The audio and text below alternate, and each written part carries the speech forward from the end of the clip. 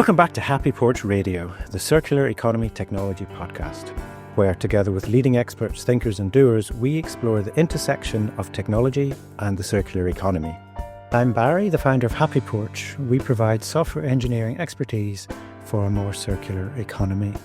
I'm Tandi, and I've been working in fashion and technology for nearly 20 years. I help brands create circular business models that not only extend the life of their products, but also generate revenue and increase customer loyalty. In this episode, we are joined by Ryan Atkins. Ryan is the co-founder and CEO of Supercycle, which is a circular commerce platform to enable rental and resale natively in Shopify. We covered a huge amount in this conversation. Was there something that particularly stood out for you, Tandi? I think what was really interesting is how Ryan highlighted the fact that when you're thinking about circular business models, in this discussion, we were focused on rental. It's not just about revenue, but you also have to think about it as a way to grow your business, not just in terms of acquiring more customers, but thinking about events like COVID or now with tariffs, kind of shoring up your business against these unpredictable events that might make you more reliant on different sources of revenue. Yeah, Ryan shared his own story of how COVID affected him there and how that led in a way to starting Supercycle. And we're also obviously seeing big changes this year, so it's fascinating to reflect on the role of rental and circular generally on that. I think the other thing that stood out for me in this conversation was Ryan's emphasis on partnership and collaboration. That's something that I feel really passionately about as well, and how important that is, not just because that's how we operate well, one of our roles is to implement and integrate technology, but because I think that's genuinely a requirement for successful circularity. We touched on this and so much more, so I hope everybody listening enjoyed this conversation as much as we did. Let's meet Ryan. Yeah, Ryan Atkins, co-founder and CEO here at Supercycle. We're building a circular commerce platform which enables rental, resale, products as a service, and library of things type business models. And we enable that natively inside Shopify. So that can be used either by what we would refer to as a circular first startup, someone that's building their business to be 100% of revenue from not new products. Or it could be a linear business that's looking to introduce rental and resale in conjunction with linear and from new business. Awesome, and welcome to HappyPorch Radio. Thanks for having me.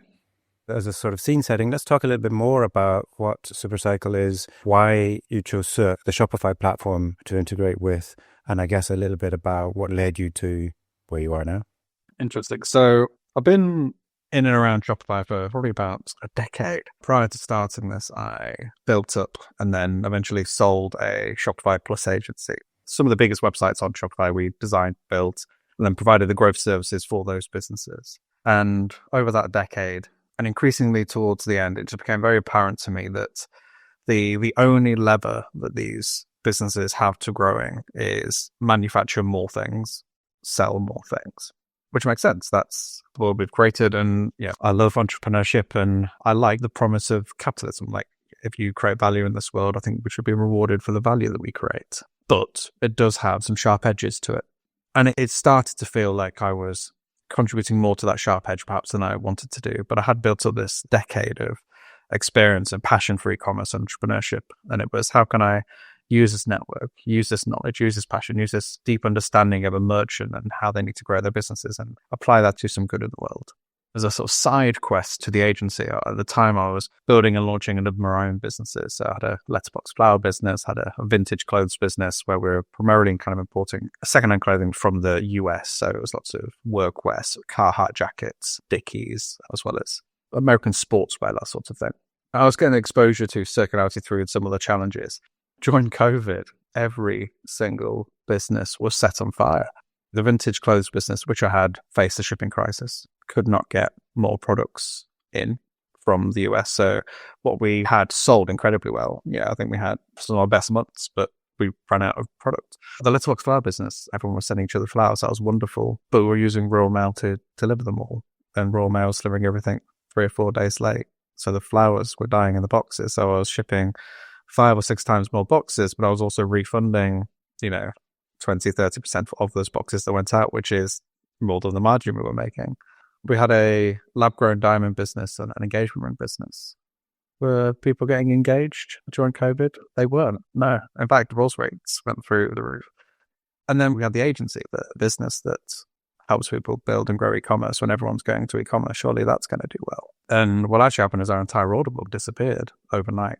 People were either so worried about money that, any money they've allocated to their new website, that's off the table. Or the opposite was true. They were doing so well that the last thing they want to worry about is a new website, when they just want to put all their energy into, getting this influx of new orders out the door. So kind of everything set on fire all at the same time. I was in quite good shape before that happened, and I'm still just going through the journey now from the weight loss I put on during that incredibly stressful period. And obviously that your entire life, putting a decade and a half into kind of building these businesses up and kind of reaching a point where it felt like almost overnight that all of that was going to disappear. And it gives you a lot of time to reflect. I spend a lot of time thinking about how can I continue in the world of entrepreneurship, but bring some more purpose back to what I'm doing.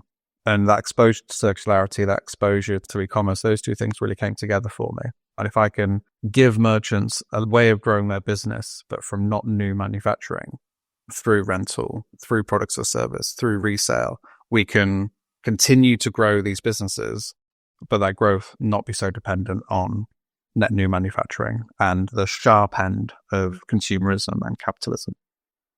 And Ryan, what would you say then is like the main problem for businesses that you wanted to solve, for businesses that then wanted to go in this new direction as you did? When you thought about starting Supercycle, what was it, the vision that you had about what problem you were trying to solve? So there was two things that were quite apparent to me. So someone that obviously spends a lot of time thinking about technology, but also thinking about P&Ls and how they work and how you scale a business and how you make cost of goods work and all that kind of stuff. I was looking at the poster child, if you like, of circularity, and I looked at people like Rent the Runway. I was going through their earnings and I created a Sankey diagram of how their revenue comes in and then how it goes back out again. It was basically revenue comes in, 20 or 30% of that revenue is going out to R&D. I'm slightly inflating here, but let's say a third is going to R&D and building the platform and the technology required to do circularity at scale. About a third was then going to the cost of goods of the product, which is quite high comparative to brands where I'm used to them, paying $10 for it and selling it for $100. Like the margin was quite low comparative. And I guess that's the long payback period. And then the other third was on acquiring customers, which was basically leaving no real margin left. And it was these circular businesses are trying to spin the plate of essentially having the R&D costs of a technology business, the margins of a retail business, if not slightly more spread, because oftentimes they're sharing that revenue with the merchant or with the brand, with the manufacturer, and there's a slightly longer payback period. And there's still a little bit of a higher cost of customer acquisition because they're bringing less brands into the table. So part one was, well, okay, if I can reduce that 1/3 and, give them a third of their revenue back as profit, those circular businesses are overnight now much more profitable, which I think will do two things. One, existing circular businesses can create much more margin by taking away the R&D cost. But secondly, it enables more circular first businesses to launch because they don't need to spend $100 million, which is what Urban had to spend building Newly, or the 20% of revenue. So there'd be more circular businesses if the technology R&D component was taken away. But then second, I was also thinking about brands, and those three plates disappear with a brand. If you're the brand themselves, you have your own e-commerce website, you already have traffic, so you're not paying a third of your revenue split to bringing a customer to the site. They're already there. And 1% of those are maybe buying something. And what are you offering to the other 99%? And I think that should be circular. So you take away that cost of customer acquisition. Obviously, we then take away the R&D cost. And then that cost of goods, if you're the brand, you have much more margin to start with. But oftentimes there's also a pool of stock sat in not new returns. So there's often a cost center in your business from returns, which can no longer go back to a new condition that can then become the circular stock. So the unit economics of these businesses, which I'm hugely inspired by, but just as a financial allocator, don't love the P&Ls. How can I love the concept and love the P&Ls? And that's essentially where I came to it from Supercycle. It's where do I think the end destination of where circularity ends up? And Supercycle is banking on what we're building being the end destination of what would be required for circular to be ubiquitous. So I love that. That's a really clear starting with the mission, like a big broad mission in mind. So let's bring that back to the sort of the concrete, what you built now with Supercycle and how that fits into that platform or the tech stack that you're describing that people have to build or invest in. Yeah, absolutely. So we've basically built Circular completely natively into Shopify. And really, this is kind of one of the big unlocks. Shopify spends $1 billion a year on R&D. They have an incredible checkout and discounting system and APIs and ecosystem of loyalty apps and accounting integrations and cross-border. And it's becoming, the pipes of commerce. It's the infrastructure of which, commerce happens on the internet and increasingly in store. Now, obviously, there are other platforms, other providers, but I'm pretty heavy into Shopify being kind of the leader. So what we wanted to do was a couple of things. Where can we not reinvent as much stuff as possible? So we build into Shopify. Your product page is your Shopify product page. You can buy from new. You install Supercycle, and then right underneath your buy new option, you can have it from pre-loved. You can have a rent, rent this for the weekend. You can have a subscribe. Let me pay per week, per month, per quarter for this product, and I'll stop paying that when I return the product. And then we have a membership option, which is essentially I can subscribe to a plan that gives me access to 3 items. Let's say Lego, for example. Like if I love building Lego, I don't really want to keep rebuilding the same Lego set. I don't want to buy a Lego set for £300, build it, and then keep making the same one. What I want to do is subscribe for £30 a month, have 2 Lego sets arrived, build them. Once I finish building them, dismantle them, send them back, swap them for 2 new Lego sets. Like keep giving me new things to play with. So membership is this, you subscribe to a plan and then you can sort of revolve the items within the plan. So on the front end, it's single product page, single checkout, single customer login. It's your sales and your Circular in one platform. And then from the back office perspective, again, we're inside the Shopify admin. So you process orders from Shopify orders, or your analytics run via Shopify analytics. It's, for all intents and purposes, imagine Shopify added the ability to do rent, subscription, and membership. We kind of have a bit of a saying in the company. We, as much as possible, make it feel like Shopify now natively, which it does because of Supercycle, supports circular business models.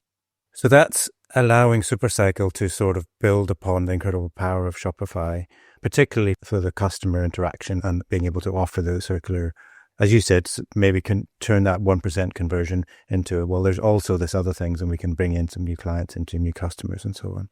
But just to put that into context of, okay, I'm a retailer or a brand and I'm using Shopify and I want to offer these circular business models.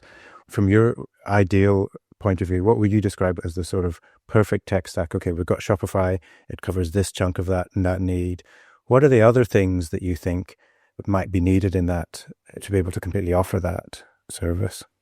I think it's all of the rest of the operations of a commerce business. So, someone needs to receive the order, go and find what shelf that's on in the warehouse, pick it up, put it in a box, send it out to the customer. Now, that in itself is a lot more complicated than it sounds when you have multiple different shipping locations, different inventory out. So we have an approach to Supercycle of providing 3 paths. So some merchants, typically when they're a bit smaller, they can basically do all their kind of back office operations just from the Supercycle interface, just from processing orders in Shopify, creating the shipping labels there and kind of doing their pick and pack from there. As you scale up, typically merchants want to outsource this. They want to partner with a company that has a huge warehouse that looks after many, many brands and does all of their pick and pack and operations for them.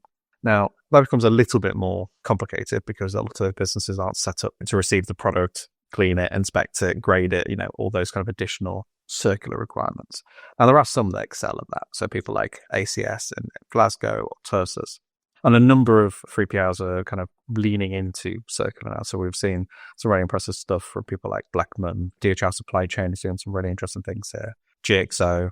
And what we're increasingly now seeing is those 3PLs can often provide the services, but they're not necessarily connected to something that can then happen up front end. If you tell me, here's an item, can you repair it and get it back to a saleable condition, but maybe not a saleable from new condition? Yes, they can do that bit. But how that then talks to and integrates with something a customer might see or be able to purchase and arrive with them, that bit's quite disconnected. And we're definitely trying to solve that gap. So what we want to do when we go to merchants is say, look, you can do the fulfillment operations yourself. You can send your stock to one of our specialist circular first 3PLs, someone like ACS, someone like Tersus, someone like Maven in the US. You're with a jig, so you're with a DHL supply chain. They can provide the operations, but there's some integration required. And we have a really kind of comprehensive integration platform that allows us to then integrate into their existing 3PLs. So logistics is definitely one part. I would like to say the technology component of that is mostly solved. And actually a lot of the kind of relationship and partnership stuff we've now kind of resolved. So mostly all you need to do is say yes in most scenarios. Another part is accounting. Now this comes a little bit later on. When you're selling not new inventory, there's a big advantage to keeping that inventory on your balance sheet. Because if you own the item when the revenue happens, it stays as an asset on your balance sheet. And if it's an asset on your balance sheet, you can start to do things like depreciating the asset over time. And actually, the benefit of keeping it on your balance sheet is you can almost get an additional 20-30% of value from the item by depreciating the asset. Now, sometimes you need to reset that depreciation if you then resell the item for more than what you depreciate the asset down to. But again, that starts to get complicated just on the logic of how you do that. But then certainly how you get what those prices are over to NetSuite, and then from NetSuite over to HMRC. Again, this is really reliant on that kind of really sophisticated and connected integration layer that we have. Now, these are all things that are very difficult to do when you have low volume. And I would say a lot of circular vendors struggle with a scale of opportunity to justify all of this hard, complicated integration work to be done. Again, you work on the Shopify ecosystem, that problem's been solved. So you're adding 5% on top of an ecosystem of integrations and setup, which is already done. It's a marginal deviation. It's everything you've done there, just with the extra concept of the state of the item and, serialization for that specific item. It's a small deviation. So logistics, accounting. I think the other thing is there might be multiple customer touch points for the same item. Customer purchase an item and then want to trade that product back in. Now, if they buy it and trade it in, that's essentially turning a purchase from a purchase into a rental. Essentially, they've incurred a cost to have an item for the period of time that is useful to them. Or they might rent an item, fall in love with it, and then decide they want to keep it, in which case you're converting a rental to a purchase. You often find that in subscription. People might subscribe to an item, decide they want to keep it, and then change the original transaction model to a new model. Now, that sounds like a support nightmare, and that sounds like lots of, I need to cancel that, recreate this, create a spreadsheet, track what happened here. It certainly used to be incredibly painful. We've come into this with the mindset of, I don't really love the words rental or resale. They're all kind of the same thing for me. They're all just cycles of a product, and then the money might happen at different points on that cycle, but there's an inbound leg, there's an outbound leg, there's an inbound leg, there's an outbound leg, and where the money happens in the cycle is really what defines it, whether that's classed as a resale or classed as a rental or classed as products as a service. But it's all just the product coming in, coming out, and payments happening at various different points along that circle. So we tried to build it in a way which provides the full flexibility. And yes, we'll make a off-the-shelf rental and off-the-shelf resale and off-the-shelf products as a service. We'll package that up. But we've certainly architected the platform to skate to where the puck's going and have an understanding of this cycles of a product rather than specifically rental, resale, products of service. And how important do you think it is when you're working with clients in terms of them having a successful rental program, how important it is for them to also be offering then trade-in or re-commerce in terms of, as you said, being able to scale the rental and being able to see like success in that area? I think it really depends. So if you're a circular first business, let's say you're in ski wear, people only really ski for, let's say 2 weeks, maybe a month, maybe 6 weeks. They're certainly not skiing all year round. So in that situation, you're selling lots of time, and it's really about kind of maximizing the utilization across that asset. If you're a manufacturer, then really what you care about is the lifetime value of the customer. And you don't mind so much what the makeup of that revenue is. If 30% of the revenue is from resale, some from products or services, and some from purchasing from new. But if you're a rental customer, your margin on the asset is probably a higher priority than your lifetime value of the customer, for example. So it does depend on your business model as to how the KPIs stack. And I think it really depends on the category you're in, whether you're the ones that manufactured the product or not, and what other levers you have for monetizing that customer beyond selling new or just rental. Can you make money from doing both? And how do those two things interact with each other? What kind of data would you say then that people maybe would get from their rental program that they could maybe leverage in other areas of their business? What kind of insights are they getting from Supercycle that you guys have found are helpful for brands when they are doing a rental program, that maybe they gain new insights about new kinds of customers or new kinds of shopping habits as well? The more customers you sell to, the more feedback you get. Obviously, there's lots of metadata that I guess you're capturing along the time around durability of the product, preferred styles, etc., etc.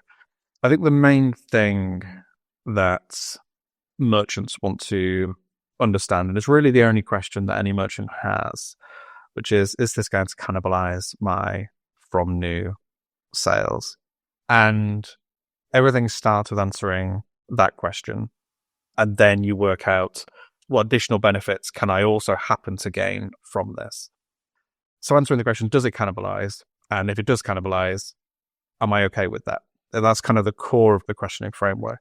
Now, that happens, we see a few different things. If we just talk about the UK market, about 1 in 5 people in the UK admit to wardrobing, buying something, wearing it, and then sending it back. Now, that customer habit of I just want something for a bit, or I just want something for that event, exists. Wardrobing is renting. It's just not paying for it. So the consumer or the customer demand to have something and send it back has existed. It's been the kind of the light of merchants for a long time. So we see a couple of things when it comes to the metrics. Let me rewind a little bit. Does it cannibalize your from new sales? Sometimes yes, sometimes no. Depending on the product, and it depends on the headspace. So with Peloton, for example, what we see is it's just going to be additional conversions that might not have happened before. If you go onto a page and you're faced with a £2,000 purchase, there's a number of people that go, yes, I'll commit. I'm confident enough that a Peloton is the right thing for me. It's something I'm going to do, something I'm definitely going to use, and I'm willing to commit to buying that right now. I would say that those conversions would have happened and were happening anyway because they've always had the ability to purchase from new. If you introduce a certified refurbished option, the people that really don't care about the box fresh smell, I wouldn't mind saving a few £100s, and before they would have just definitely converted on third-party marketplaces, on eBay, on Facebook Marketplace, or somewhere like that. And it might be that pre-loved or refurbished, as Peloton call it, is more expensive on their own website, but is it worth the extra couple of $100s to have it from the brand, know it's been refurbished, know it comes with the support, it comes with warranty? Yes, I think it is worth that.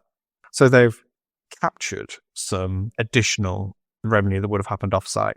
Now, some of the customers that would have bought from new, have they purchased from refurbished because it's right under there as an option? Probably, yes. So the equation now is, have I converted more overall, even though I've gained new customers that wouldn't have purchased from me, but then I've lost customers that purchased refurbished and not new? And you need to calculate that equation. So it does cannibalize your new sales, but then also overall your revenue and profit per customer is up. Or at least in most cases we've seen it is. And obviously you need to run testing and pricing experiments to make sure that is the case and true for you. But then underneath that, they'll then have a subscribe option. And I think that unlocks a completely new segment of customers, which is the amount of things I've had buyer's remorse over. And I've just not purchased at all because of that buyer's remorse, or the fear of that buyer's remorse, should I say. So I like the idea of Peloton, but is it just going to be another thing I buy and sits in the corner and I I might be really passionate about it for 2 months and then it might just sit there and I'm really going to kick myself if I've spent all this money and don't end up using it. I can pay for it monthly, commit to 3 or 4 months. And if I really love it, it's a long time before it would have been more cost effective to purchase it from new. But I've taken the plunge because my risk is now so much lower. The risk of buyer's remorse has disappeared. And I think there's a good 30-40% of people that are hitting that product page that don't buy because of this fear of buyer's remorse. And I think that subscription option takes that fear away.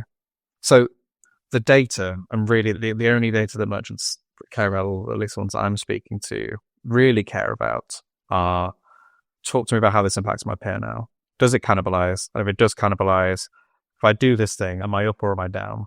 And there's some complicated maths to figure that out.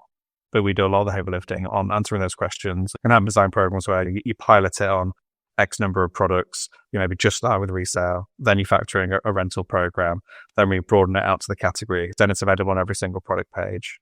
And you kind of do a phase rollout approach to validate that the promise of Supercycle, which is you can continue to grow your business and you can start to reduce your need for new manufacturing at the same time and close that gap on capitalism and environmentalism. It's a lofty goal, but it needs to be compatible with the commercials of the business. And you want to take a phased approach to make sure that happens.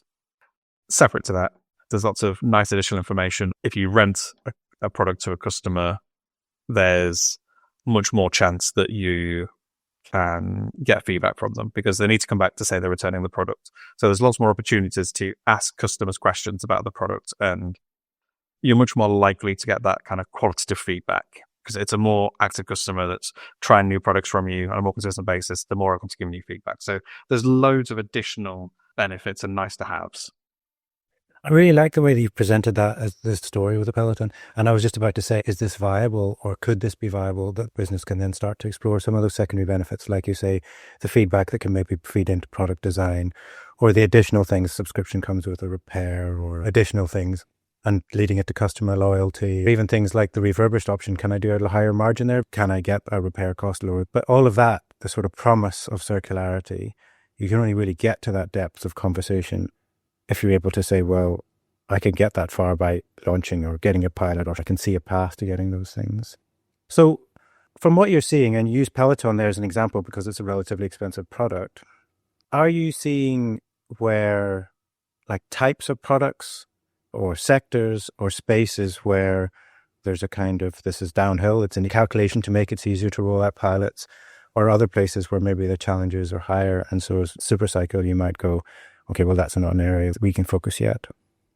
I'm broadly a believer that any business that has non-consumable products has a circular model, which can be a meaningful profitability driver for them. Now, that model might need to change. I'm not saying every business should do rental. I'm not saying they should all do resale. I'm not saying they should all do membership. But if you are a lower cost fashion brand, for example, depending on your range of products, if you might give your products to a circular first business that can bring customers for them. So if you're an ASOS and you have lots of not new products, give those products to Higher Street, and Isabella will do an incredible job of turning that stock into revenue for them and also share it with the brand. If you are an expensive piece of equipment, I would say products or service probably makes sense. If you're selling expensive prams, babies only stay baby-sized for quite a short period of time. I don't really need to own a pram. It's a very fleeting moment, really, in my life. Let me just pay monthly for the pram until my baby can no longer fit in the pram, and let me send it back. It comes back to you, you clean it, put new wheels on it, and then it goes out as new to the next customer. It's certainly better for my personal cash flow, and it's significantly better for the merchant from a margin and longevity perspective. If you are higher end fashion, then short-term rentals probably make a lot of sense. If you're a fashion designer, I feel like we went through a big phase, and I'm probably really not the person to be speaking about this because, I often turn up in a branded sweatshirt and a pair of New Balance trainers. I'm not exactly a fashion file. But we work with a lot of businesses, and the big trend was towards things that can easily be part of multiple outfits. It's like almost how can we make products quite neutral, almost bland, but make them very swappable, and you create different outfits from these same kind of core pieces. And really what you're trying to say there is like, how can I look different without needing to own loads of different things. I feel like it was almost the death of statement pieces and expression in fashion. And if you do have a big statement piece and you really are trying to express yourself with fashion, you probably don't want to keep turning up to different events in the same statement piece. So I actually think rental introduces a way of allowing me to experiment much more with fashion, allow me to get these slightly more expressive statement pieces, and let me swap them out. Let me pay for them for the period of time that they're interesting and valuable and for that event. And we just need to make it as easy as possible for customers to get the product and send it back again. Sending it back needs to be as easy as receiving it. So I'm a believer that every single non-consumable business, there is a flavor of circular, which can be meaningful for you.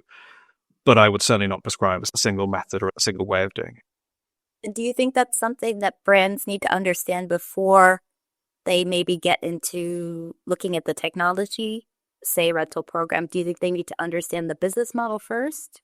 Or can you start and then maybe, I guess, pivot to see which business model is better for you? I think it's the same as anything. If you're starting a business, the thing you launch on day one is not what it looks like on day 365. Just start the journey. Iterate, improve, evolve. You're not telling me that you sketch down a product and the product you've sketched down is the final form on day one. I think a lot of merchants are waiting for, I just want a playbook that I've seen work for a brand that looks exactly like me and I want to copy and paste it. And I've seen this particularly be true for fashion. And they are evolving. They are coming. I think we are close to kind of repeatable playbooks where, okay, if you do these things and this order and this sort of messaging to customers at this price point, at this percentage of RRP, broadly these things, look, and we can guide the people through those. Essentially, our platform is a playbook and it's near a one-size-fits-all. We've deliberately tried to build to allow an awful lot of flexibility, both in the business model, but also how that business model is then represented to customers. We give a lot of flexibility around how it's integrated in your store and is it part of your loyalty program? Do different loyalty tiers get different ability, quicker shipments or free returns? Or if you convert a resale to a rental, we try to make both the business model and the customer experience as customizable as possible. I would love merchants to be a little bit braver to maybe take the template playbook, but have a mission to find a way which is uniquely them. In the same way that they do with their products, in the same way they do with their marketing, in the same way they do with their positioning, they're all striving to be uniquely them. And that should be true for their circular program too. I'm a bit conscious of time. So there's a couple other things I'd want to cover before we sort of finish up. One other area I'm interested in, Ryan, is your view on partnerships, which I know is so important for Supercycle. And you talked a little bit about that when we talked about the tech stack. And you and I have collaborated on a couple of projects with rental businesses. So I'm interested, I guess, broadly in your view or your approach to those partnerships. And if you have any strong feelings about how those can enable circular success for Supercycle and for your clients and broadly. Yeah, so I think partnerships is the most crucial bit. And the way that I see partnerships really is kind of building on that previous point, which is if brands are going to be uniquely them, each of them are going to have increasingly unique integration requirements for how their back office works. They're going to have increasingly unique requirements for how the proposition wants to look on the customer experience. They're going to want to have increasingly unique experiences with what happens in circular impacts loyalty or their email marketing workflows or their remarketing campaigns, etc. So the reality of us, if we're trying to support every single one of those use cases and provide that breadth of flexibility, I think it's a non-starter. What we want to provide is best practice as drag and drop as possible, and you can get live in an afternoon with something which is pretty solid with a reasonable amount of, tweak it yourself from a WYSIWYG as possible. We do a fairly good job of that and we'll increasingly do that. But it's really important for us that we make the complex and the unique possible. But we certainly don't want to be a professional services business. And there's incredible partners, yourself included, on kind of building out those really unique back office processes, because receiving a pram and working out what checks you need to do against it and how you authenticate it, each of these processes are going to be very unique to each business, and they're like running different hardware and different RFID tags. And yes, we'll provide a set of tools, But I want to be able to continue on the journey with them as they iterate their way to scale. Partners is the way a merchant says, I want to do this. And partners is the way that you can say yes to basically anything that they ask for. We shouldn't be in a position where a merchant wants to further invest, further integrate, further personalize their circular proposition, and they be hit with, no, that can't be done. That's not how we move forward. That's not how we innovate. And I want to provide the tooling. I want to provide the pipes, the Stripe, the Shopify, but how that blunt tool is then used to create something that's an incredible customer experience, something that really works for the merchant, really want to hand over to partners like yourself. And that's a conversation I'd love to explore further as well, because one of the things that you hear often, and I think it's 100% true, is circularity in the broadest sense relies on collaboration between so-called competitors, but even more crucially between the enablers, those of us who are hoping to help circularity. That original vision you described at the start of moving away from the sharp edges and actually reach that ambitions that we set out when we talk about a broader circular economy. So thank you very much again. And just finally, to finish off, for those who want to learn a little bit more about Supercycle or get in touch with you, what do they do? Fairly active on LinkedIn, Ryan Atkins at Supercycle, or supercycle.com. Thanks again. Thanks so much for joining us. Thank you.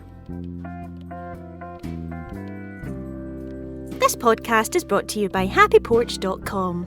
Whether you need bespoke software development, fractional CTO support, or just expert advice, HappyPorch is here to support your circular economy initiatives.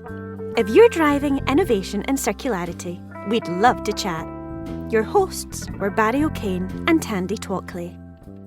Barry is a software engineer, leader, and entrepreneur with over 20 years' experience.